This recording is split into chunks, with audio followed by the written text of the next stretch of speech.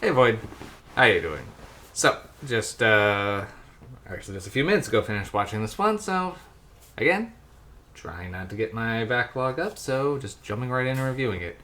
Now, surprisingly, this is not a movie I'd seen before. Given my history on this channel, I've thrown a few Muppet things in there because I love the Muppets. Really enjoy it in general, so it's something that I go back to time and again, and actually probably would have reviewed the entire original Muppet Show, but one of my discs isn't working, so gotta get that buff so I can finish rewatching before I can give the proper review. Anyway, so when Brian Henson announced that they were making a R-rated puppet-based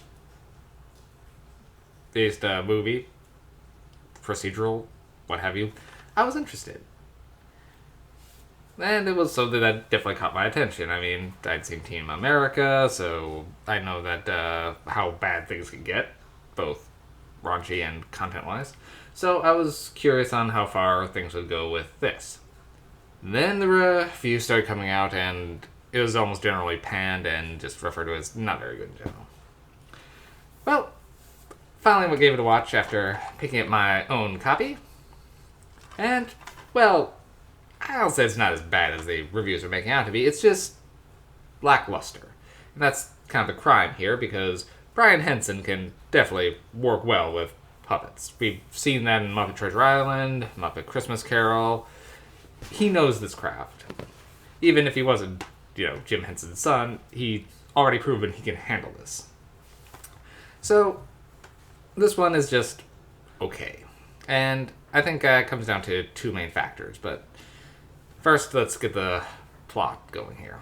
So, first off, then this one stars Melissa McCarthy alongside Philip Phillipson, something like that. Anyway, Phil's a washed-out cop who's now a detective because he missed a shot and is now disgraced. We're kind of set in a world where puppets and humans live alongside each other, but puppets are largely viewed as second-class citizens. There's a lot of racism elements that are touched on, but not really followed up on. So, it's goes from him taking a new client who wants to investigate. She wants him to investigate a potential stalker she has and blackmail her. But meanwhile, Phil's brother used to be part of this daytime TV series called the Happytime Gang, which is about to hit syndication, and all the cast members are about to get a nice paycheck from it. However, members of the Happytime Gang start turning up dead. While Phil's looking into his blackmail case, he just happens to stumble across the murder of one member of the cast because, he recognized the guy. And then from there, his own brother gets killed, and who was also a cast member, and from there it's like trying to figure out who's next and how to stop the murders and who's doing it. Because it's assumed it's one of the original cast because the payout gets divided equally amongst them, so whoever's left standing will get all of it. So they assume one person's kind of going in, and then it's pretty much investigating what's going on. And these puppets have not, and one human, have not had it easy. One is a stripper, one is a drug addict, another is a porn addict, another is this gangster, so none of them have had it easy. They're all pretty much on the outs. And another couple moved off the grid, but they're an incestuous pair of cousins. They throw everything controversial in this movie they possibly can. And, it's pretty much a whodunit cop movie, just with puppets.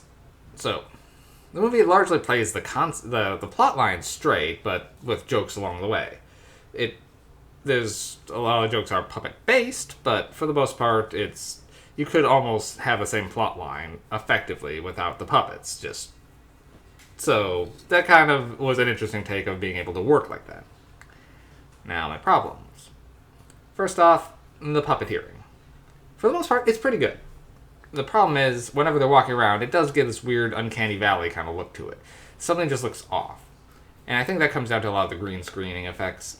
So, if they had stuck to more of the traditional how they did the Muppets, with just straight up puppeteering and camera tricks, it would have looked great. But a lot of the times where you see a little bit during the credits of how they're doing things. It's a lot of green suited puppeteers just right there. So because of that, it just looks strange and a little bit off-putting, which particularly when they're just walking down the streets. And a lot of the Muppet things, when they did the full body shots, used them very sparingly. So it would look a little strange for a moment, but it was only just quickly done. This one, there's a lot of it, so it looks odd often. Second is the humor. There was a lot of possibility for this to go balls to the wall and just go crazy, and it's surprisingly reserved in that. Yeah, they have a lot of adult content, but they don't shock and awe as much as they could, and the jokes just are middling. It's nothing really laugh out loud hilarious. It's just some stuff to make you chuckle using the premise, but beyond that, it's just kind of stock. And like, Melissa McCarthy is fine in the movie, but a lot of the jokes at her are just her looking masculine.